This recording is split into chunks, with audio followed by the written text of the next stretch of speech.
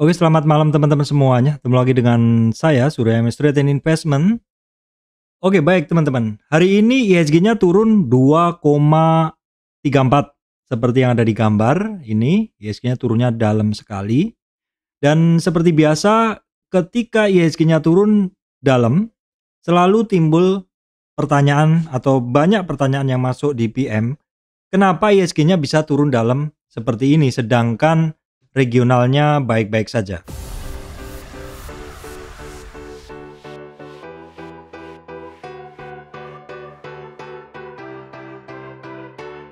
Oke, baik teman-teman, kita langsung masuk ke bahasan karena hari ini banyak yang tanya, teman-teman saya maupun sebagian yang PM ke Telegram.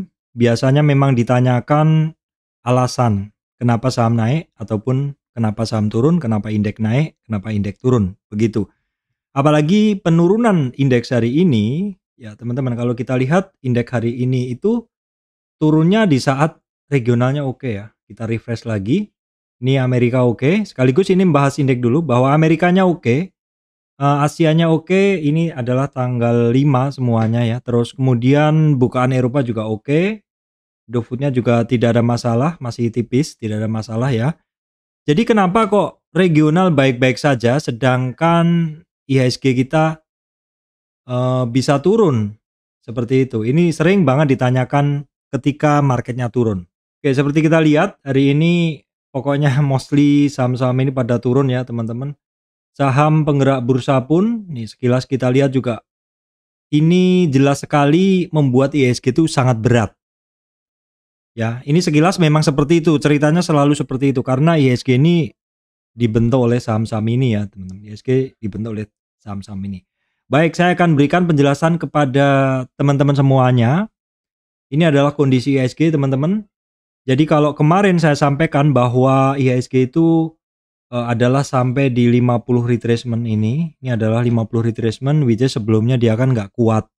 Jadi hanya bertahan di kisaran 6880 walaupun sebelumnya sempat di 690 sekian.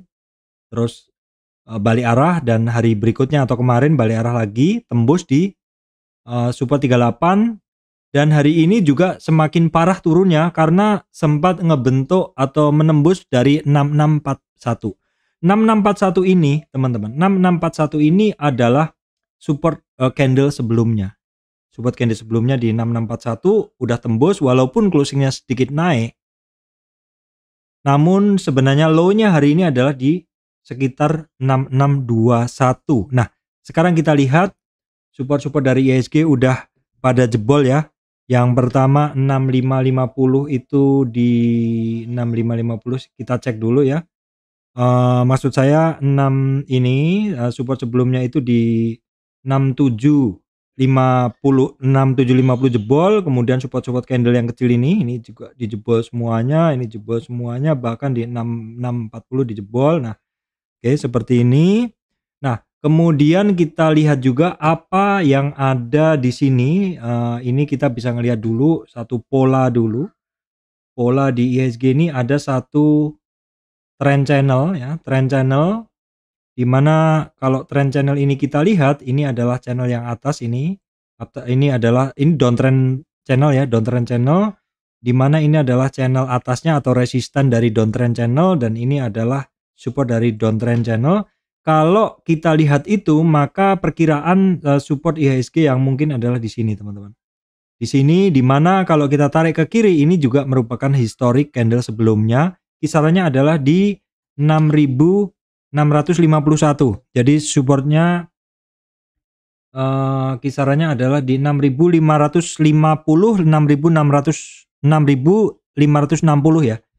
Jadi kalau saya bikin kira-kira di sinilah.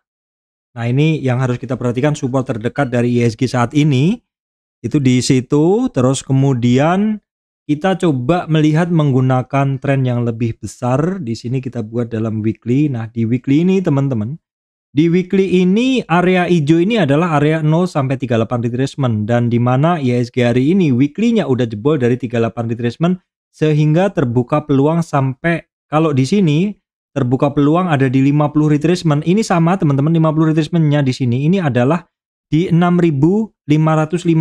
Jadi sama dengan yang di sini tadi, yang hijau yang saya gambar ini sama dengan ini 6.550. Terus karena memang tarikannya sama ya. Terus kemudian juga ada peluang ini ada support yang cukup banyak nih teman-teman di kisaran 6.500-an. Jadi 6.550, berikutnya 6.500, berikutnya sebenarnya dia ada target ke sini ke 6.360. Pasti ada pertanyaan yang timbul nih.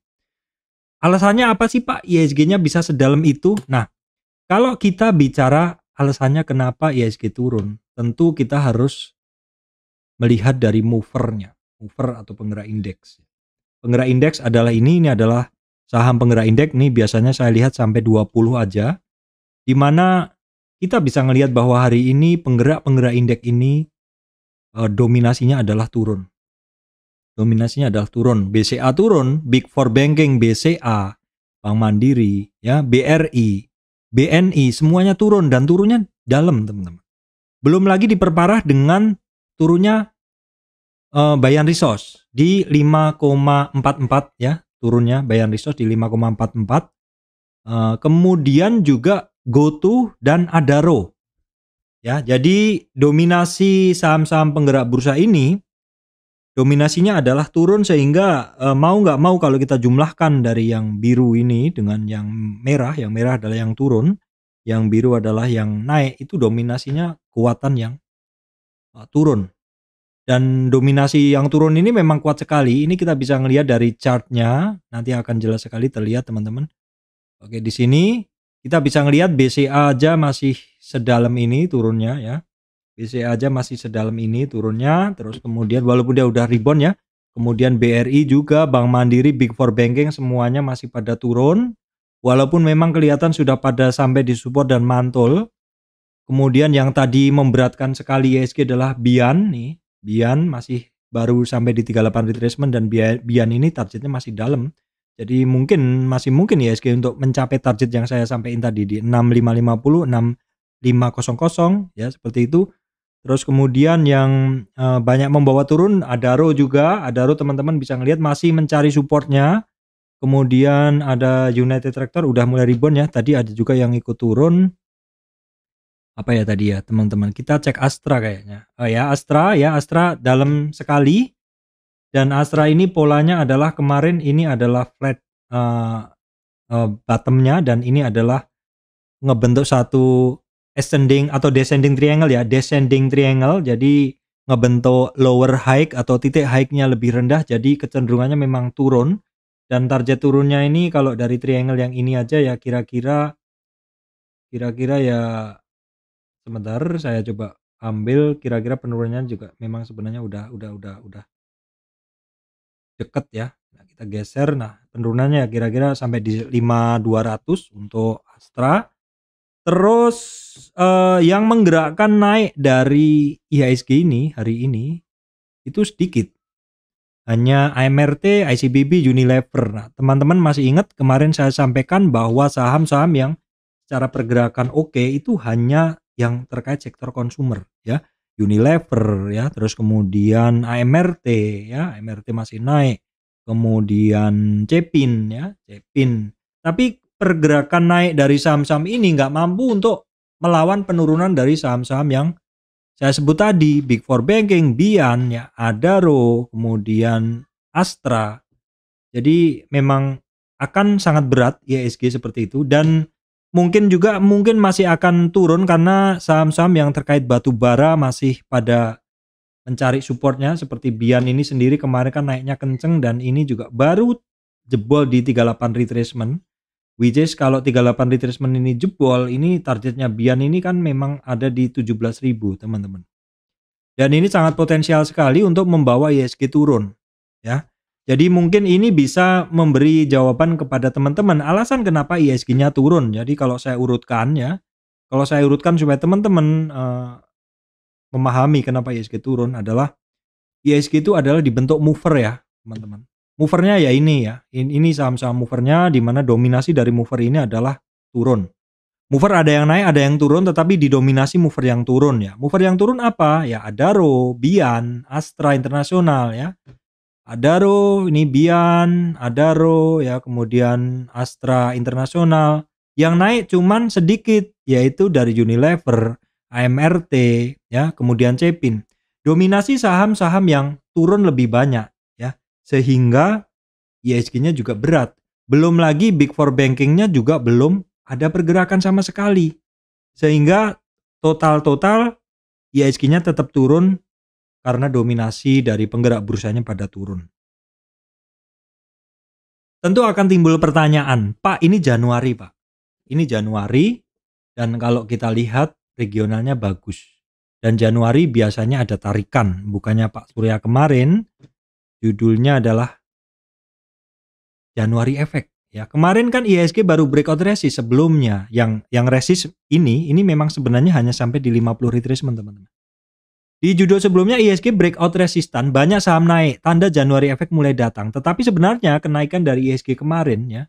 Kenaikan dari IHSG kemarin itu sebenarnya kan kepentok di 50 retracement, teman-teman. 50 retracement ya kepentoknya. Di sini ya, garis biru ini 50 retracement. Kepentok di hari itu nggak kuat, kemarin turun, hari ini turun. Ya, kira-kira sampai kapan Pak IHSG akan seperti ini? Kalau kita ngelihat nih, ini adalah bulan Januari. Terus kalau kita ngelihat nih, regionalnya juga adalah oke. Seperti itu. Kira-kira sampai kapan? Kalau saya nggak bisa bilang sampai kapan, tetapi saya hanya bisa bilang bahwa pergerakan IHSG ini kan didrive oleh mover saham-saham ini. Jadi tinggal lihat aja saham-saham yang sangat mempengaruhi bursa ini, kira-kira potensi turunnya masih kuat nggak? Kalau kita lihat yang cukup memberatkan IHSG mungkin adalah batubara ya, sektor batubara karena kalau kita lihat sendiri untuk harga batubara sendiri kan kita tengok dulu ya teman-teman harga batubara. Karena harga batubara sendiri kan juga turun nih. Ini harga batubara kan ya udah mulai ribuan lagi sih. Tapi kan sebentar kita cek dulu. Kita cek dulu. Sebentar ya. Nah, ini harga batubara ya, teman-teman. Harga batubara ini kan sudah sempat ke 391. Kalau kita lihat di sini harga batubara itu adalah di antara 360 sampai 390 lah. Tapi sudah turun hitungannya bila dibanding yang 400-an kemarin. Jadi pokoknya ini harga batubara ini masih dalam tren turun. Yang naik kan hanya emas aja, yang lainnya masih sama begitu.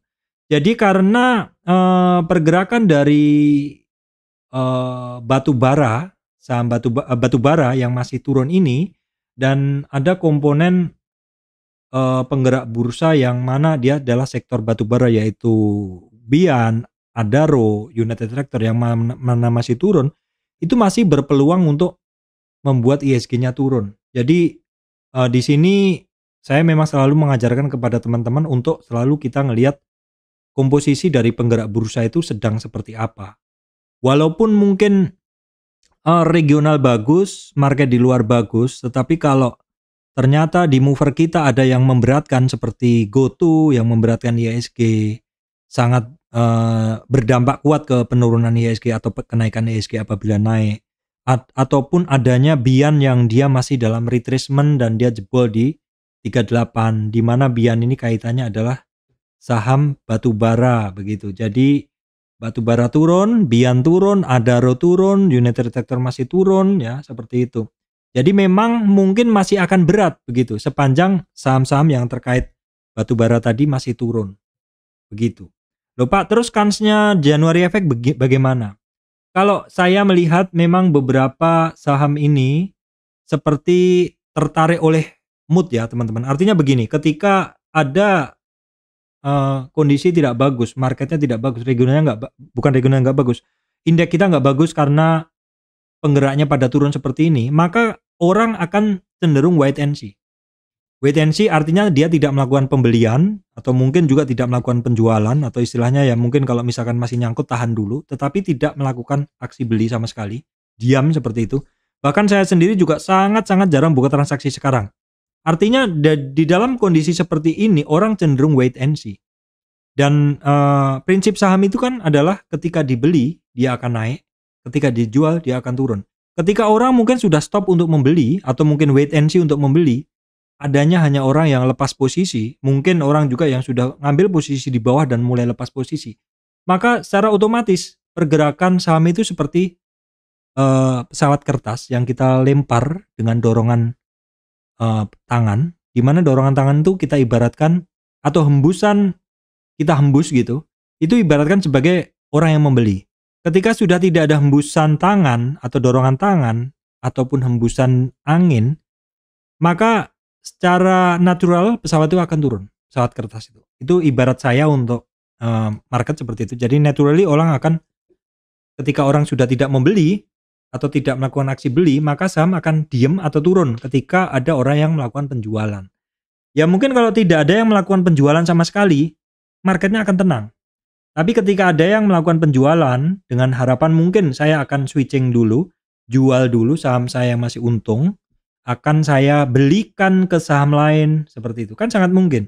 Misalkan teman-teman yang megang di saham A, masih untung sedikit.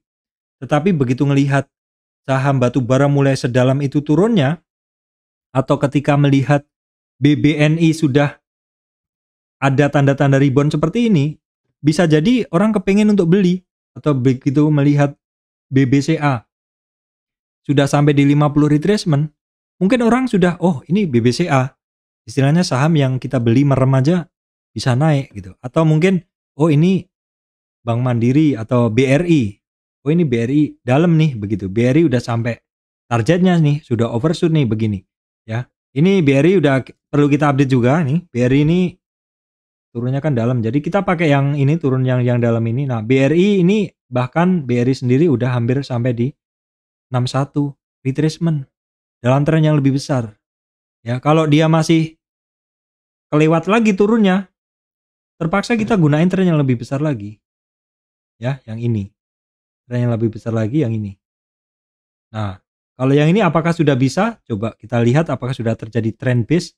Hampir terjadi penembusan ya teman-teman. BRI hampir terjadi penembusan dalam tren besar. Kalau BRI ini closing di bawah 4.600, target BRI itu ke 4370. Nah, seperti inilah. Mungkin karena orang-orang yang sudah pegang barang yang masih untung-untung kecil, coba menyelamatkan profitnya dan buang dulu, ngambil barang lain.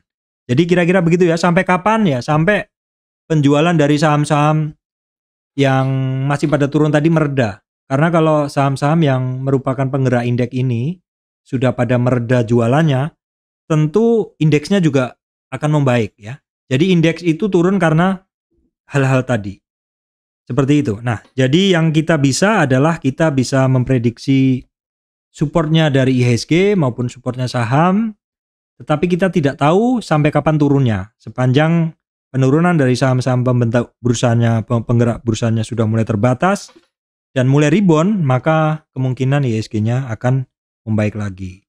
Selain kita prediksi, kita juga melihat historinya sampai di mana, dan prediksi menggunakan Fibonacci juga seringnya sama dengan historinya. Ya. Selain itu, apalagi teman-teman, nah penurunan saham ini kan juga membuat orang moodnya akan nggak bagus ya teman-teman. Penurunan market ini, ketika saham-saham kok lagi nggak bagus begini, mood saya nggak bagus untuk trading, maka saya akan coba nggak ambil posisi dulu, atau saya mengamankan posisi dulu, memegang cash dulu. Seperti itu ya. Jadi mood nggak bagus membuat orang enggan beli ya. Saham ketika nggak dibeli juga nggak akan naik. Ketika orang cenderung melepas barang, saham akan turun. Naturally seperti itu. Kondisi ini kira-kira sampai marketnya kondusif. Jadi mungkin orang akan mulai berani ambil posisi buy lagi. Nah Pak, sebaiknya di saham apa Pak saya membeli?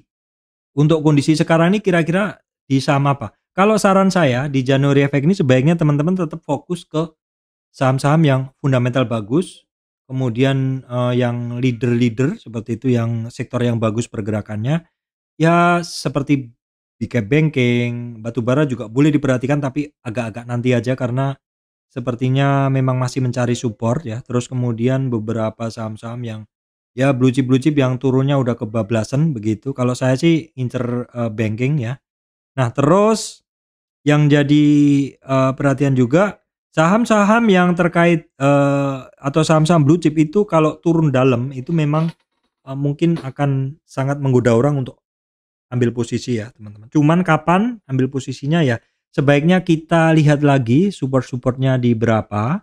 Ini karena beberapa juga sudah sampai targetnya teman-teman ya. Beberapa saham-saham ini turunnya udah dalam, udah sampai targetnya. Ini seperti ini kan BCA di bawah 38 retracement, targetnya dia di 79 sampai sekitar 8 ribuan begitu. Kalau BRI ini dia naik lagi ya dari 38. Kalau BRI kita nggak menggunakan tren yang besar ini karena ini belum ke break, jadi kita gunain yang ini aja, yang baru saya gambar ini ya, kira-kira ini ya, yang ini. Jadi ini saya geser dulu yang ini ya, saya hapus. Nah, BRI kita gunain ini aja, break dari 38, BRI ada target ke 45, kira-kira begitu ya. 45 ini adalah 61,8 retracement. Nah, teman-teman bisa lihat video yang sebelumnya tentang target-target dari masing-masing saham itu. Karena kalau saya bahas hari ini terlalu panjang atau saya bikin video tersendiri ya. Intinya pokoknya saham-saham yang terkait blue chip itu yang udah turun-turun dalam. Itu teman-teman langsung antriin aja, bukan antriin, langsung cari supportnya saja. Supportnya bisa lihat di video kemarin ya teman-teman. Atau nanti saya bikinkan sendiri supaya nggak terlalu panjang. Nah, saham-saham yang sudah kira-kira sudah deket target ya, atau ada projection targetnya di situ. Itu biasanya ada rebound. Nah, contohnya seperti ini. Ini adalah BRI. Ini kalau dari hitungan saya ini targetnya kan di 4.500-an. Nih baru sampai di 4.550 teman-teman ya. 4.570 dia rebound.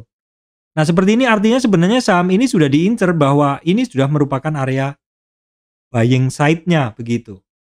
Nah, inilah salah satu contoh kalau teman-teman mau positioning adalah di saham-saham yang seperti ini. Saham-saham blue chip, fundamental bagus, terkoreksi dalam, dan sudah sampai targetnya. Jadi mungkin itu yang bisa saya sampaikan untuk teman-teman semuanya ya. Teman-teman semuanya, ISG alasan kenapa ISG turun ya, terus kemudian sampai kapan dan kira-kira saham apa yang sebaiknya saya beli. Demikian dari saya, Surya MS Trade and Investment. Terima kasih. Oh sorry teman-teman, ini 5 Januari 2023 ya. 5 Januari 2023 maksud saya. Terima kasih teman-teman semuanya.